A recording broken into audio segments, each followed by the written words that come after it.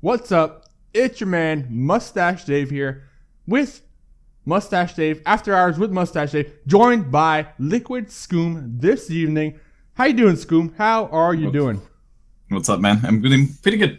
How about yourself? I'm doing good too. You told me it's your off day, so what are you gonna do today? Just a quick question. What are you gonna do today?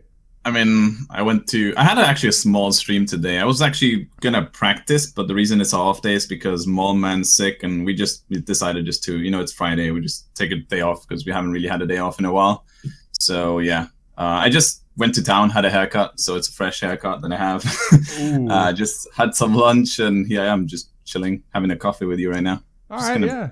Chill, man. That is a nice haircut. Now that you mention it, see, it's like to the side. It's looking fresh, man. Mm-hmm. Oh, too fresh. But let's see. Quick question, just off the top of my head. I was wondering. All right, you're on Team Liquid. Your logo is a horse. Why isn't a cup of water or something? What's up with the horse? Yeah, I mean, I think I don't know if we don't know. Like I asked when I joined Team Liquid, I asked them what's up with the logo as well, and they're like, we don't know as well. Like they don't know what the hell's going on either. I feel like it's either, it makes sense it's a horse, but it makes sense it's a seahorse, right? Like it's Liquid, seahorse. You can match them together. Yeah, I guess. All right, yeah, okay, that makes perfect sense then. It's a seahorse then. It's a seahorse, yeah. That's kind of cool. I mean, I do like the logo a lot. So, yeah. All right, so you're a pro player for Team Liquid.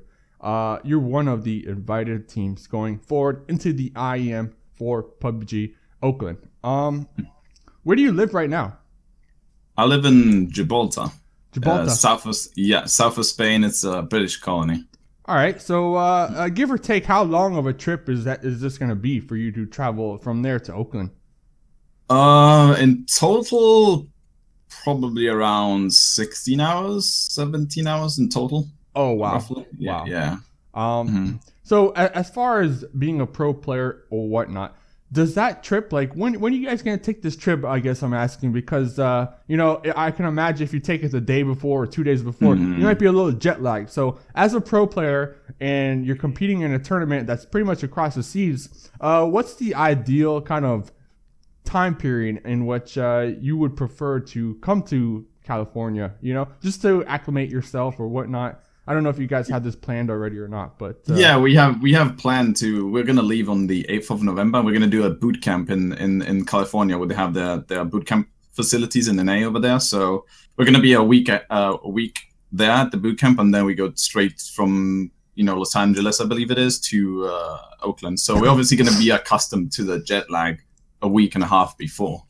Oh, so okay. I think that will be I feel like that will benefit any team. I feel like if you live in the States and you have to go to the EU, I think going there a week or two before to, one, get accustomed to the schedule, the jet lag, and two, obviously, boot camping there, I think it's what every team really should do, right? You don't want to leave the day before or on the day. Well, obviously not on the day, but you know what I mean? Like a day before, 2 days. I feel like you need to be accustomed to it. No, that makes perfect sense. That's kind of what I was wondering, just coming from the perspective of someone that's pretty much across the seas. So a couple questions that I kind of skipped over. First of all, how'd you get your name? Scoom. What does it mean? How'd you get it? Yeah. It has a really long story, actually. I'm 25 years old, by the way, and I invented this name, Scoom. Oh. Yeah, way back when I was around 8 years old, roughly, so 17 years ago, because I went to the States, Orlando, Orlando, the theme parks and stuff. I went there as a whole family trip. We went to Orlando, and I have 3 cousins that are around my age, the guys are around my age. So as teenagers, we always want to, have nicknames with each other. And we went to see this Terminator 3D thingy. And when we finished watching Terminator, we all wanted, Terminator's a cool name. We all wanted to make our own cool name. And out of the blue, I just came up with Scoom. All right. And basically since then, it stayed with it. So pretty much you are declaring the rights, the original guy who his name's Scoom. And you kind of got the inspiration from the Terminator. Kind of. I mean, yeah, from that show, we were just we were really shocked how cool it was, and we just wanted nicknames of ourselves. Yeah. All right. I like your name, man. I like it. It's nice. It's streamlined. It's simple, and it's got that little sweet jingle to it. So I like it. Give us a brief background on your gaming history, kind of maybe games that led you up to this PUBG competitive level in what you play today. Yeah, I mean, I've played games since way back in 2003, 2004. So I've been playing since I was around 13 years old, 12 years old. And I'm a type of player that has a background of literally everything. Like I started playing COD 1, like competitive back then. I've played Counter-Strike Source. I've played COD 2, COD 4. I've always played like competitive, but never like went like fully pro. I was always like, like tier 2 and then you have tier 1, the pros. I was always there, but I was never known per se. I mean, some specific games I was. For example, Call of Duty 1, I was like in one of the best rifle-only teams back then.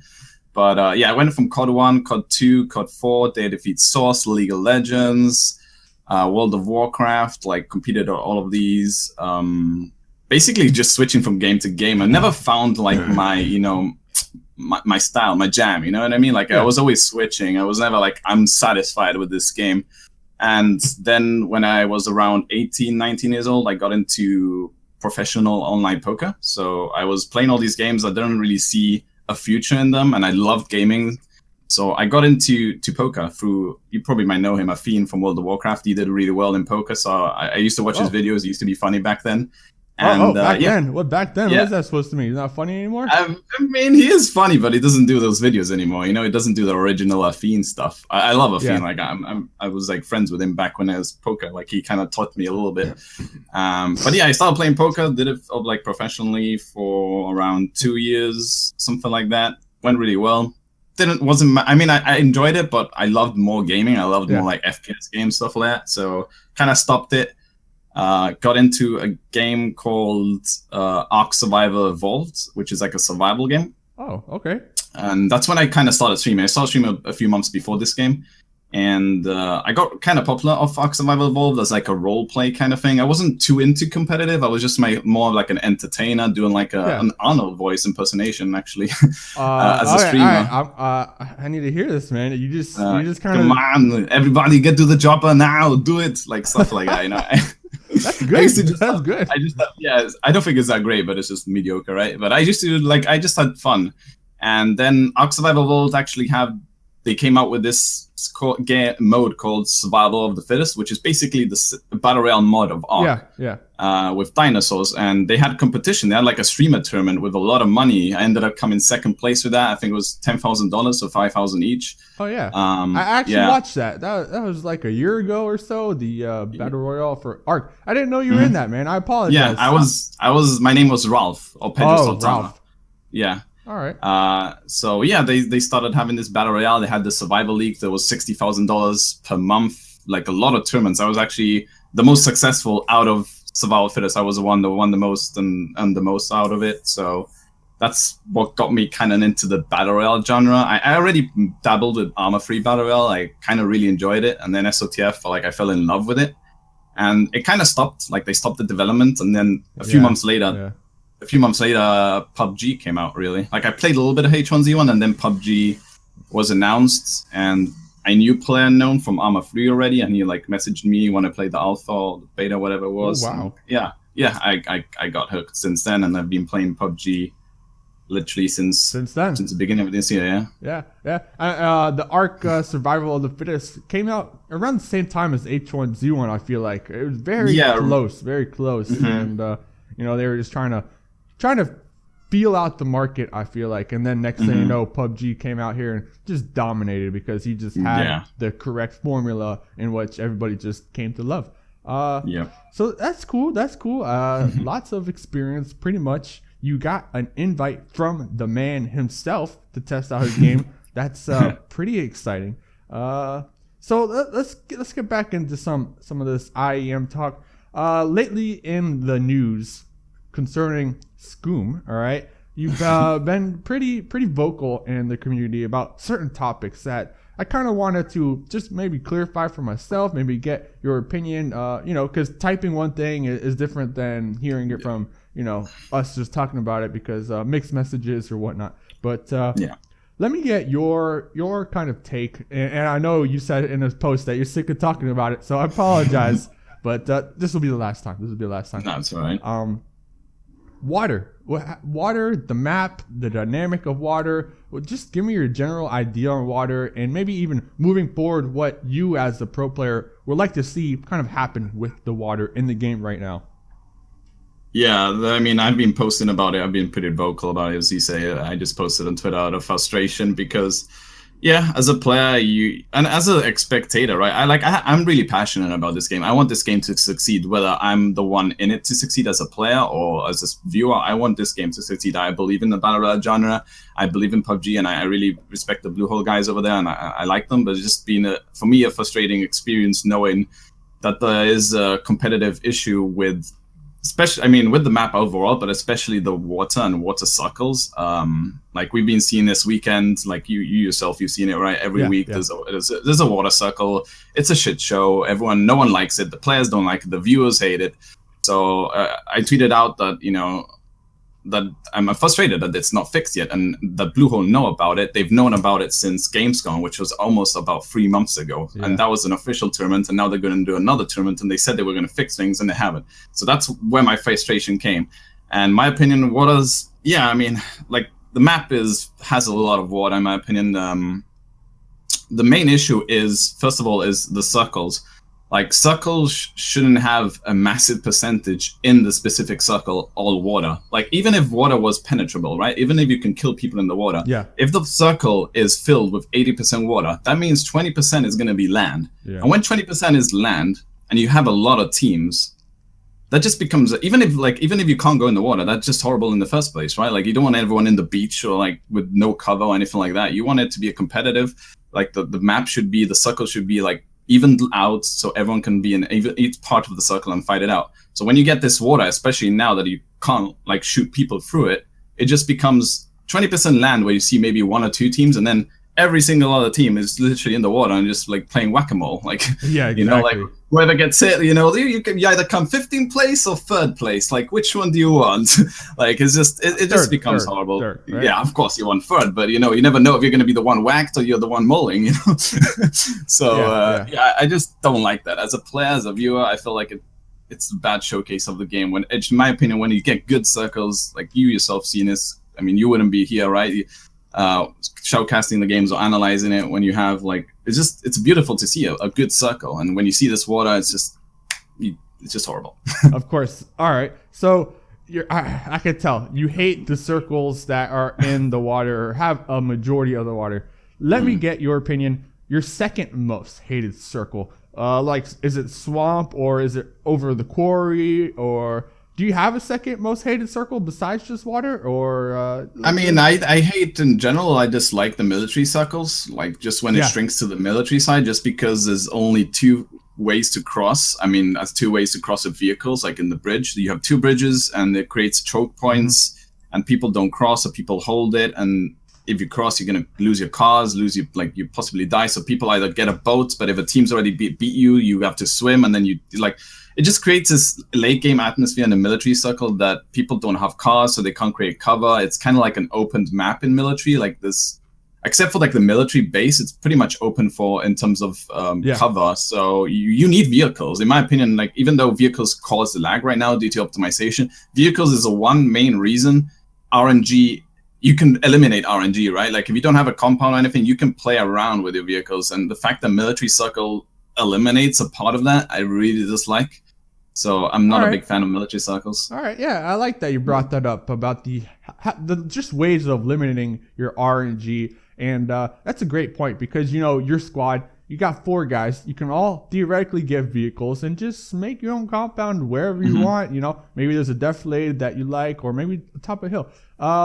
Very good point. And I'm guessing the military circle with all those fences and stuff kind of limited it. I mean, you can drive through the fences though. So what do you mean though by eliminate the vehicle aspect of it? Like, it's just dangerous to drive a vehicle through those fences, I'm guessing, because it'll be camped what do you out. mean?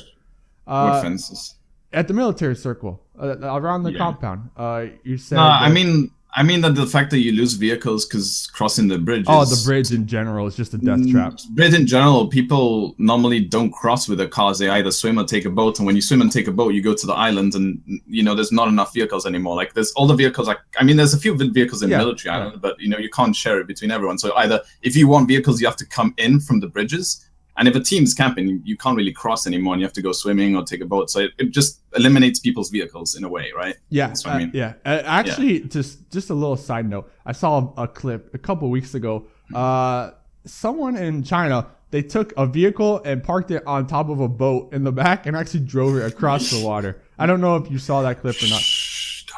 Honestly, no one saw anything. Honestly, though, I am Strats. No one saw anything. Oh man, if I see that, I'm gonna flip because but that was pretty brilliant. I mean, that would brilliant. be a fucking But that would eliminate that part. But I mean, if you see that and you're on the shore, you're definitely gonna shoot at those guys. I know, yeah. So you're just a moving target for sure. But hey, we're gonna kick it to a quick break. We'll be right back. Wrap it up with some more IM talk, some tips and tricks that you'd recommend for new players or whatnot. And then, of course, it's your day off. I'll let you drink your coffee, eat your croissants or whatnot, and prepare for IM. So stay tuned. We'll be right back with Scoom.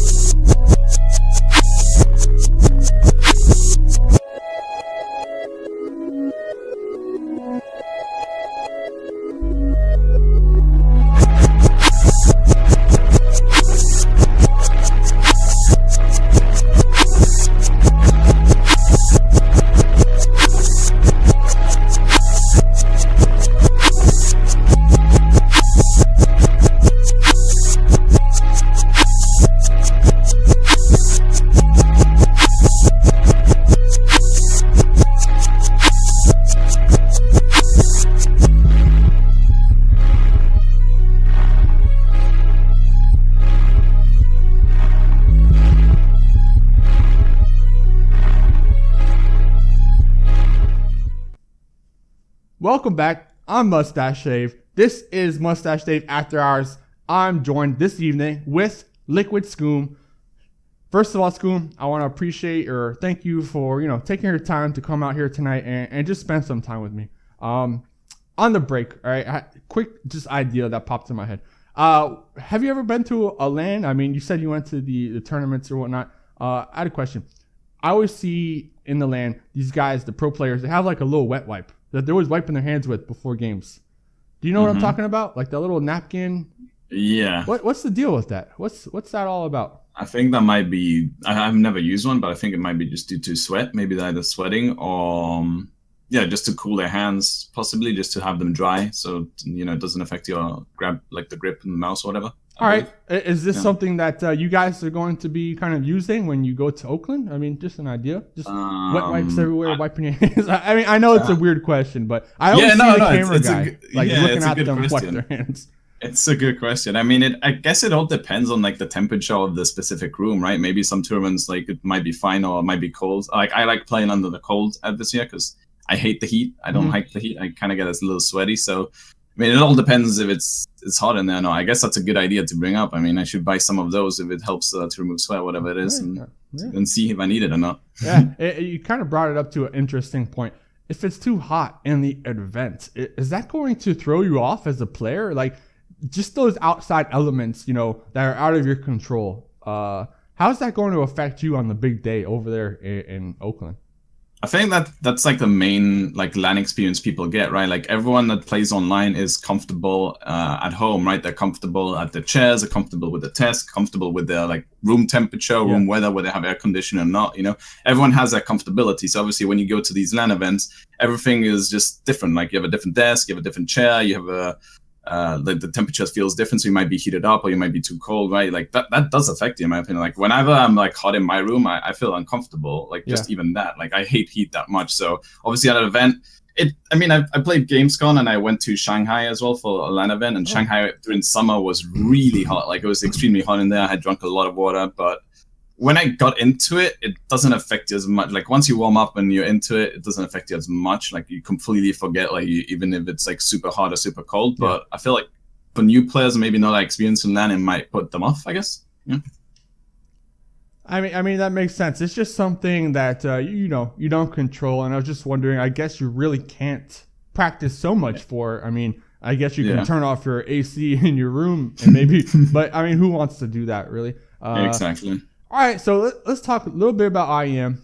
We're almost done with this. So we had a chance this previous weekend to kind of get a feel for some of your competition. More specifically, the qualified teams. All right. I don't know if your squad kind of all sat around and watching the games or whatnot, but if you did, and if you guys did talk about this, I don't know if it's private or whatnot, but is there one particular squad only from the qualified teams bracket that Liquid Scoom is worrying about right now? Like just a squad that you're like, oh man, we gotta watch out for these guys, or we have to kind of come up with a play to kind of counter them. I mean, I don't know. Is there a strong team that you're worried about pretty much? Not really worried per se. Like there's so many different teams. It's hard to just worry about one team, right? But for sure, potential and teams that could compete against us, I would say out of the qualifiers is AAA Gaming. I mean, we've been playing against them in Awesome and PUBG Online. We know they're a really good team, and we've played against them multiple times. So we know that the Against All Authority are a solid team. So that was no surprise for us that they qualified, right? I feel like they were, for me, the rank 1 team to qualify, and they showed up. So they didn't have an amazing performance during the final. They did have like a little bit, it was consistent, but it wasn't the dominant performance that it should have been.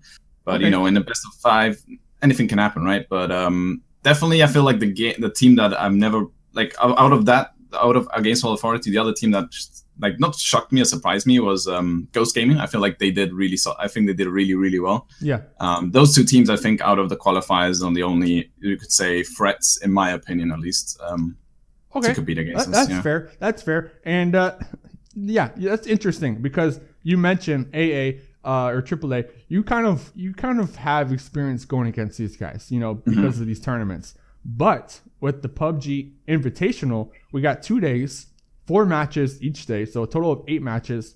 That's a mix between NA and EU squads all in one game. I mean, I don't know how much experience you have, you know, going against these NA squads. I know there was maybe 1 or 2 days specifically with PUBG Online that we had the crossover, but you said Ghost Gaming, but is there any NA squad from the invited side that you might be worrying about as well? I mean, just out of curiosity, because, you know, we are going to have the EU and the NA, if I'm not mistaken, right? Yeah, I feel like, in my personal opinion, EU has more consistent teams. EU teams seem to be showing up at a higher level right now, but that doesn't mean that NA is lacking. I feel like NA have a lot of quality teams. Like, for example, I think Ghost is a rising one right now. Yeah. And for sure, like Tempo Storm is extremely solid. I feel like out of the invited teams, Tempo Storm of NA is probably the number 1 in my opinion right now for me. I would rank them. I feel like you have Envious as well that's been completely solid. But, you know, you saw Envious, unfortunately, they didn't qualify. They didn't have a stand-in, and apparently the stand-in was for the shot caller. I think Venerated is a shot caller. So when you stand in a shot caller, that's really hard, right? Unfortunate for them. But, you know, out of those 3 teams, I mean, there's some solid teams. Like Contractors are pretty good as well. Cloud9 with a new roster. I haven't seen much of them. They're being consistent, but they haven't been, like, you know, solid yet. They could have potential. But, yeah, out of that, I feel like it's Tempo Storm, Ghost, and then just all the other EU teams involved. So pretty much going into IM, the majority of the squads, just based off of, you know, past, you know, games that we had to, you know, spectate and kind of participate in, are we going to see more or less the strategy of centering being, you know, the main focus, or are squads going to come out there that day, those 2 days, with completely different strategies that just might throw off people in general? I mean, what do you think we're going to see? I have no idea, really. I mean, for now, you're seeing a lot in the EU that I think in NA, as far as I've seen. I think Ghost and Tempo play a lot of center, but majority of the rest of NA don't. So I feel we're going to see a lot of center play. I mean, center is the most safe, so I would be surprised if teams suddenly don't stop playing center. But with the best of 8 series, you could see teams doing some maybe different strats. You haven't seen them before, especially leading up to IEM. You don't want to showcase your strats, and neither do we. So in the best of 8, you have an opportunity to risk a game or two to showcase maybe a different thing, right? You don't wanna, it's not like a best of 3 where this works, I'm going to stick to this. But in a best of 3, you could try something new. If it doesn't work, you still have 7 games. So I feel like there might be some, some curveballs here and there from some teams. Yeah. I mean, and at the end of the day, that will just add to the entertainment value aspect, because, I mean, you guys are on this big stage, so you also want to get your names out there even more to these crowds if these people don't already know who you are. So, yeah, true. Speaking of Liquid and Scoom in general, if you could, or if you kind of already do have a label, I don't know if your squad runs with labels or whatnot, but kind of like your play style, your role for your squad, what would that be? I mean, as a team, we kind of prioritize positioning a lot right now. So we're kind of like a think ahead kind of team. Like we want to, be 3 steps ahead of every other team as possible, right? That's what we as a team, as a playstyle right now, in my opinion. As a player myself, I mean, I'm currently the in-game leader, so I'm the one that is doing the shot calling. So I classify myself as like an all-rounder. I pretty much can do anything. I have any specific style. I can go passive when I need to go passive. I can go aggressive when needed to. So, but mainly since I'm shot calling, I'm more like giving, letting other people do their own thing, and I'm just like staying back. So that's my current role right now. All right. So as the in-game leader, do you have a particular item set or loadout that you tend to always, every game, kind of fall back on, like a particular gun, or what type of equipment do you seek out as an in-game leader, or does that not even matter? Like how does that? I mean, I personally, I think it matters. I think everyone in a specific loadout that they like, and obviously we want to accustom to that. Whenever we get a specific gear, we try to give it to whoever wants it or whoever can do best with it. As myself, as an in-game leader or like a player on my team, I tend to give out my resources to my team as much as possible. Because, for example, whenever we find 4x or 8x, if I have that and my team doesn't, I rather them take it and them feel comfortable. And I just take an M16 with a holo. I'm happy with that. I'm really comfortable in my own play with my like red dot holo. I don't really need a 4x. I mean, that's like an awesome thing to have if we can all have it. But I'm willing to sacrifice my own resources for my team to be comfortable. And then I give my own shot calling, and I feel good. I feel really good right now. So yeah. So hey, you sound like a good leader, man. You make sure that your squad is taken care of before kind of you are, and hey, that's a nice trait, man. That's nice. I appreciate that. I think that's important. Like give as much as resources to your team if you're gonna call them out, and then you stay at the back, right? Now, just one more quick point on the topic about being an in-game leader, because I haven't really had the opportunity to talk to one yet. I don't believe, everybody has their own different roles or whatnot. But as the in-game leader, I'm always curious of this. All right. You got 4 guys up. You die first. Are you tilted? I mean, or you just remain focused, remain calm, and just continue to kind of lead your guys, through spectating them or whatnot? How does that work out? Like, if you were to die first? I mean, if I was to die first, it obviously sucks, right? Because losing a player in PUBG is really important. It's not like in CSGO where you die around, you can just go with the next, right? Like losing a player in PUBG is really, really harsh. But if it affects you, in the mindset, it can affect you even more for the team, right? Like you just have to stick with it and just keep on going. Like if I'm dead, I see all my players. At least I get visual from all their POVs, right? Like if someone's gonna die, it has to be the shot caller, in my opinion. As he can carry on giving his calls, he's not distracted during the fights. He can give calls during fights, and I feel like if someone is to die, the game leader is probably the best. And I'm a type of guy, I used to play professional poker, so I don't really get tilted too much. I've learned from poker that, like giving tilt will make you have worse decisions, and then just from those worse decisions just tumbles down, right? It's like a domino effect. So I know that whenever we have either like I die or we have a bad game, next game is fresh game, go again, like nothing else happened, just keep on doing, keep into the strat and just keep going. Hey, man, that's good advice. So, in your opinion and from your experience, if there was going to be a man down for a majority of the game, you would prefer it be yourself, just because you're not like out of the game completely. You still have your role within the squad, and you can still help them out and help them succeed pretty much. That makes a lot of sense, actually. Makes a lot of sense. So, all All right. So in your opinion, as a pro player, and if there's some guys out there watching this or whatnot, and they're trying to break into the scene, what advice can you give these new players as far as completing their dream? They want to be you. They want to be you. What would you give them as an advice? An advice to be good at PUBG, obviously putting in practice, finding a solid team and knowing how to use your team to your advantage. But I feel like the number one for PUBG right now, for competitive PUBG, the most important thing is positioning. Like, know each circle in advance before it shrinks or anything like that. Plan ahead. Like, if you're on a location and it shrinks far away from you, like, know what you're gonna do. Don't be sitting there, oh, this circle's gonna shrink, and you have no plan, and then it shrinks really far away from you, and you're like, oh shit, what do we do now? Like, you should be already planning this from each circle. So always be prepared for anything, and look at the destination that you are, look at the compound that you're holding, and see how good it is, like, for any specific circle, and just play around that. Like, positioning is key in PUBG. Like, you can be as good as a team in fighting individual, but if another team has position or you are a better position than you are right now, you're going to have a disadvantage. So try to put yourself as better position as possible in any given circle. All right. Yeah. That's a nice tip. And, before I let you go, you got to give me, how much money have you won? The highest streak in your poker career?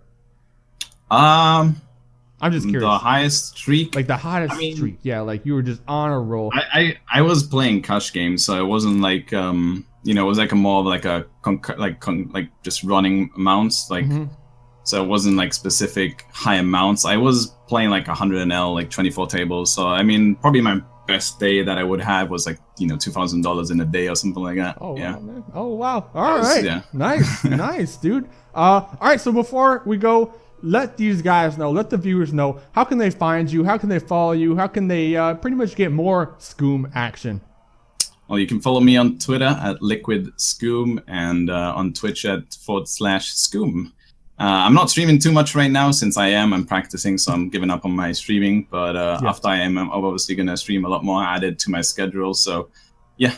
And I'm going to start a YouTube. I mean, I have a YouTube channel right now, but I'm going to start doing, especially after Oakland, maybe like an analysis, like going over people's POV and like giving just tips and stuff. So I might be doing that after and see how it goes. Yeah. Oh man, that sounds great. I'm actually, I'm gonna watch those things. Let me know. Send me a message. I'll definitely check them out. I definitely like, all the PUBG content I can watch, I can get, especially if it's, informative. Like, it'll help you become a better player. So, Scoom, I appreciate you taking your time this evening, and I wish you have a great Friday and the best of luck for you and your squad. I'm going to be on the sidelines rooting you guys on here for all that action. But thanks for joining me on After Hours with Mustache Dave. This is Mustache Dave. This is Scoom. You guys have a good night. I'll be back.